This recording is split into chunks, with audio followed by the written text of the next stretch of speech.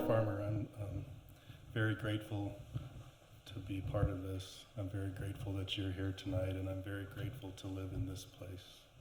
This is called restoration. In the dark morning, birch trees stand like ghosts in the snow, and Cage, with Leo on his leash, wanders off the trail to stand among them, a kind of communion. Today it's 20 below zero, slightly warmer than yesterday, and even though it's March, it's still winter, and winter is what characterizes this boreal forest. Summer is a nice reprieve, but merely an intermission. Winter is the main feature, boreal forest at its boreal best. And after nearly 20 years, Cage has grown to love it. Though extreme, it's subtle, this cold. For a long time after moving here, he expected a cold blast. Whenever he opened the door, a swirl of blowing snow, like in the movies. But the air here is dry and rarely windy. You can walk outside and be lulled into the delusion that it's not so bad. Often at night, sometimes with temperatures as low as 40 below, Cage will step outside on his deck and empty his skivvies, look up at the stars or overcast sky, and allow the slow cold to fill him. In those moments, he waits, not long, a minute, maybe two, until the cold seeps in, a sensation invigorating, like a sauna, but in reverse.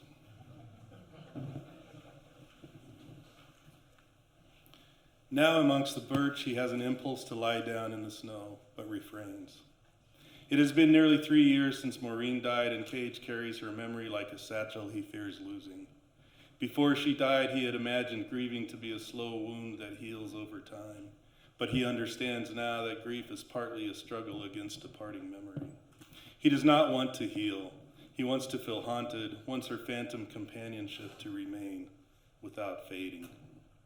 Each day now he wakes at 5 in the morning, dresses in layers, and leads Leo on a walk across the easement and onto the trail that runs behind their house. Winters here are said to be dark, though they're not really.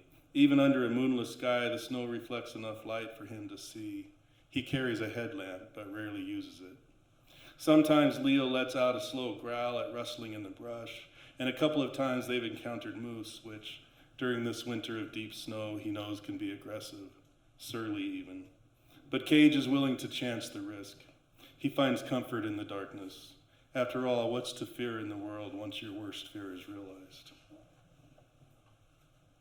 Cage is a biologist who works for the Alaska Department of Fish and Game. Soon, in just a few weeks, he and his crew will cross the border and drive to Alberta in a truck and trailer in order to transport 40 wood bison to Fairbanks, where they will be held for a month or two at the University Large Animal Research Station until it's determined they are healthy enough to be released into a herd from a previous restoration project. It is a plan that has been in the works for 2 years now, delayed by the pandemic and budget and international bureaucracy. It requires procuring permits from 11 different agencies on both sides of the border, many of which are agricultural, set up for domestic and not wild animals. Some of these permits must be received a year in advance, and some don't come in until the last minute. Last time he did this, they received the final permit a mere 4 hours before they were scheduled to depart. But now the permits are on the way, and soon they will herd nearly 30 of the bison and begin the drive north. The most important thing to Cage is the health of the bison, and that requires a lot of care. It is a transition that can be very stressful on them, but so far all has gone well, and soon the move will be brought to fruition. One morning last January, while Cage had accidentally brushed against a tree and snow fell at the back of his neck. There was the initial shock, a gasp for air. It was the most he'd felt in a long time. Every day since, no matter the temperature, he's made the point of bringing the snow to his skin. Sometimes he lifts glovefuls to his face or to his neck. Sometimes he removes his gloves and places his hands in the snow for as long as he can stand. In snow, he finds solace. Even though winters are not easy, the nights are long, the days short, and it's impossible to not be affected, especially around the solstice. It could feel relentless, foreboding even. But as the days lengthened into January and February, Cage found peace in the quiescence of morning among the white world of snow and birch, and in the ritual of his daily cold baptism. It helped. He knew about the Japanese concept of Shinrin-yoku, a term that literally translated meant forest bathing, the practice of experiencing nature through the senses as a measure of reconnection. Cage was skeptical at first, the concept a bit too simplistic. Go outside and be happy. But he didn't doubt that he needed to get out, or that time spent in the forest could heal. He knew that studies showed time spent outdoors decreased feelings of hostility and depression. He had to admit, when he compared those hours he'd spent scrolling his phone with the time spent amongst the birch and spruce, it was a profound difference. None of the problems went away, of course, but his anxiety lessened, if not the grief. Now the snow is slowly melting, and already he feels nostalgic for the crunch beneath boots, the sting against cheeks, the silence of the flakes falling, the stillness. Daily he notices a world slowly coming into motion, paper birch bark quivering in the breeze, chickadees flitting from tree branches, a growing sense of light each morning. The damp scent of soil emerging. People say winter here lasts forever, but to Cage, everything feels fleeting.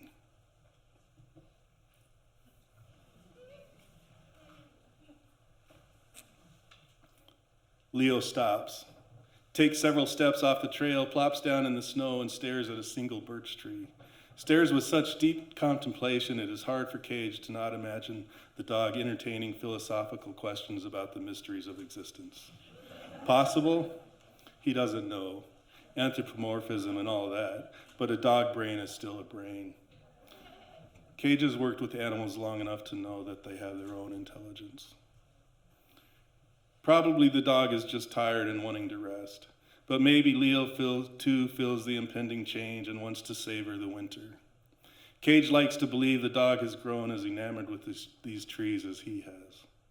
In any case, the dog has inspired Cage to similarly stop and ponder. In the same way that the dark here is not really dark, the white birch is not really white. Up close, the design is dark, striated lines, gray shading, like a pencil drawing. There's always more to the world than initially meets the eye. Lenticels, he says out loud. Surprised, he suddenly remembers the word. Leo looks up, a captive listener. They exchange oxygen with carbon dioxide. It's a photosynthesis thing, Cage explains to the dog.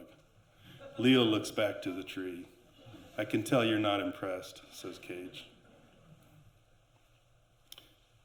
Cage thinks back to that previous restoration project, flying over and looking down at the bison below, adapting to their new home. It is not just the bison that are restored, he knows. Their fecal patties provide food for ants, and so draw anthills. Flickers prosper because they eat the ants. Flying squirrels are affected. There's an endangered beetle whose numbers will grow because of the bison. Songbirds, wood frogs, hundreds of other restoration effects with this project. It was shortly after Maureen died when he looked down from the helicopter. At the completed project, watching those bison below, he had become suddenly overwhelmed with emotion. When Cage dies, he knows only their daughter Brianna will remain to carry his and Maureen's love forward into the world, and only God, who or whatever, knows how that might turn out. Assuming he has 30-some years left, those bison too will be gone, but not their offspring, or their offspring's offspring, all of which could number in the hundreds by then. He can imagine it, this landscape, and others filled with them, wood bison as far as the eye can see, just as it once had been. Not an apocalyptic narrative for a change, but a restorative one.